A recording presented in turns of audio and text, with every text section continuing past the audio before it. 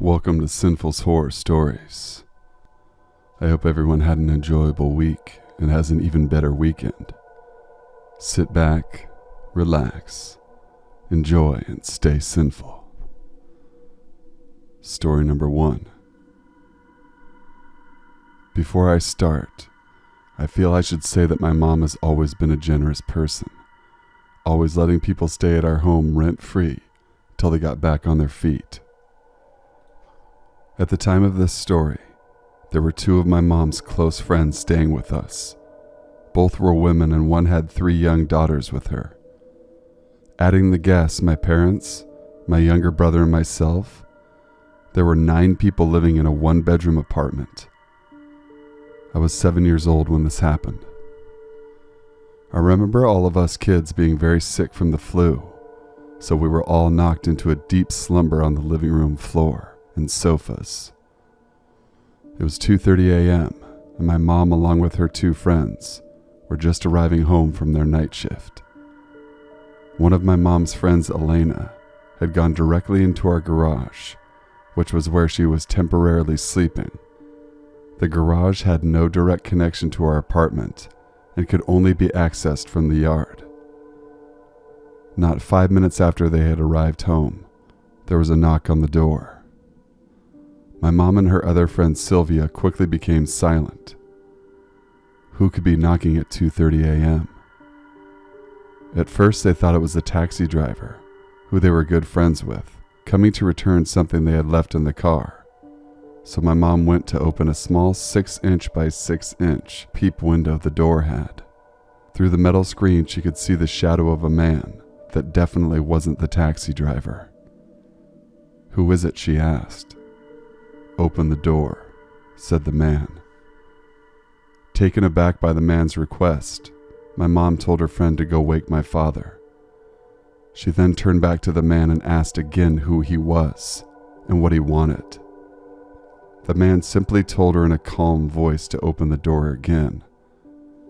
"I'm here to cure the children," he said. My mom began to freak out. How did he know we were all sick? My mom turned around to look at us sleeping in the living room. Startled, she turned back around as the man spoke again. My mom had had enough. "Open the door. I have the medicine the children need to get better." My mom had had enough. She screamed at the man to fuck off and leave, closing the peep window and making sure the doors were locked. Sylvia was now back in the living room telling my mom that my dad wouldn't wake up. He was an alcoholic, you see, so he was drunk asleep and would be good for nothing in that certain situation. Just then a knock came from the window situated over one of the sofas. Both Sylvia and my mom froze, turning to where the sound came from. "Open the door. The children need their medicine," came the man's voice, now sounding more impatient than ever. "Go away or I'm calling the police," my mom yelled. Too afraid to pull the curtains back and give the man a clear view of me and the rest of the kids. "You can't stop me from giving them their medicine. He sent me here," the man explained. "Who sent you here?" my mom demanded. "Our Lord. Now open the door. The children will die if they don't take this medicine," the man taunted. My mom then told her friend to call the taxi driver and ask if he could come back, since he couldn't have been too far away. My mom then screamed through the window, "We're calling the police." "Go ahead," said the man. "Our Lord will have his way." "Why are you here? Who sent you?" my mom demanded, trying to sound brave and pissed, when in reality she was terrified. "Our Lord sent me. The devil," the man softly explained. "Now let me in. The children are sick and I have something to make them better." My mom lost her shit right then and there, and just as her friend had hung up with the taxi driver, she screamed at her to call the police. That's when she heard the man outside let out a taunting laugh. Not a minute later, she heard soft steps walking away. Gathering up her courage, she pulled the curtain aside just an inch and peeked out. In the dim moonlight, you could see the silhouette of the man, walking away down the street. When he reached the sidewalk, he just stayed there, taking a few steps now and then under the street lamp. It was almost as if he was casually waiting for someone or something. My mom and her father watched the man from the window for almost 10 minutes until he finally walked away.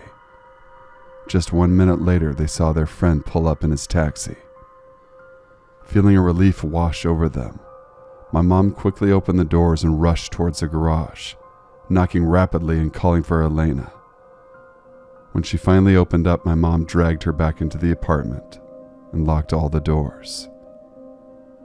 The taxi driver drove around the surrounding blocks a few times, but never saw a single person out in the street.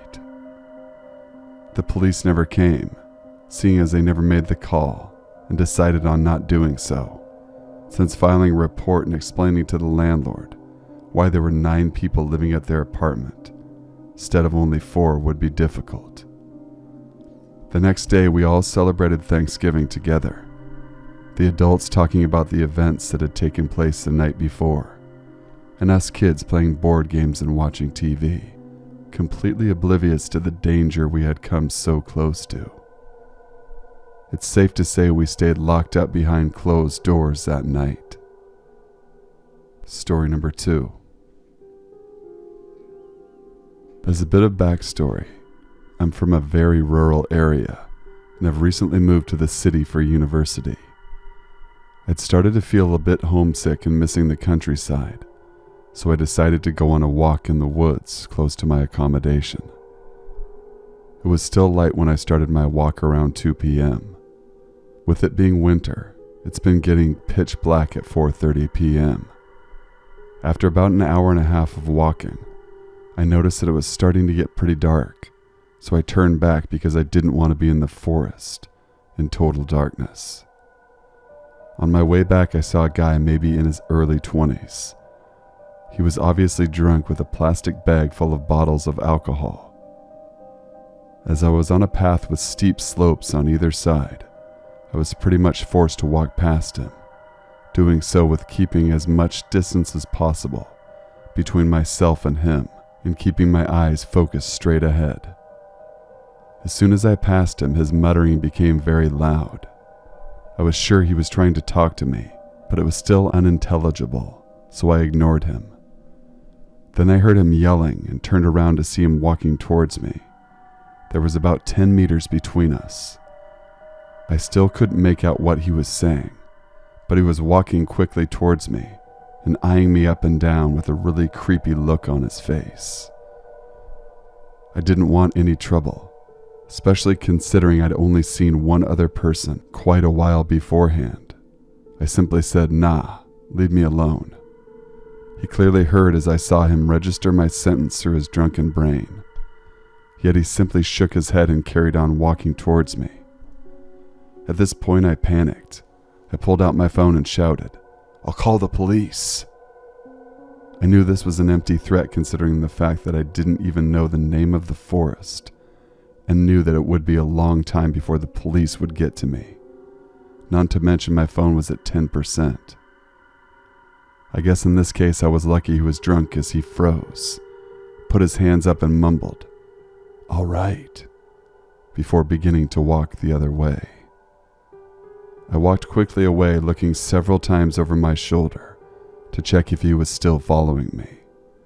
It's probably a good thing I did, seeing as each time I looked back he was facing me, maybe to check to see if I wouldn't notice before he could get to me. Like I said, this could have been nothing, and have simply been a harmless drunk guy that I blew out of proportion. Either way, next time I go for a walk, I'm fully charging my phone, taking a kitchen knife. Story number 3. I was walking home at about 3 a.m. from a night out with my friends. There are 4 of us. We got into a taxi and just dropped off my last friend, who I will change her name for personal reasons. We had just dropped off Lola, and as I didn't live too far down from her, I decided to get some fresh air before getting back. Lola asked if I'd be all right and to call her when I was home. I agreed and I started to walk, letting her go inside to get warm. Just as you do, I started walking home. I was walking quite slow, and I was halfway home when I got this sudden eerie feeling I was being followed. I decided to slowly turn, taking in my surroundings to check, and I was.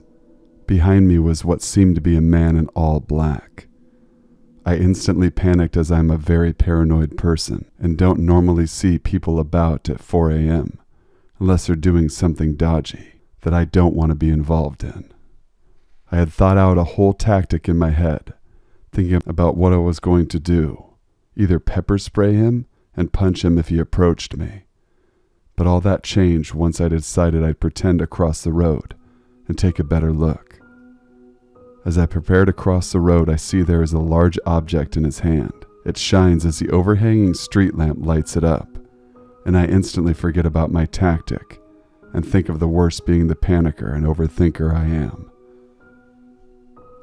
The man stopped when I stopped, but I decided to run as fast as I could into some bushes near the field, down the road passing my home, because I still needed to get my keys out of my bag and unlock the door. And I thought by that time I'd be a goner. I looked through the bushes where I could see the man, and he couldn't see me. He was still running towards where he had seen me last.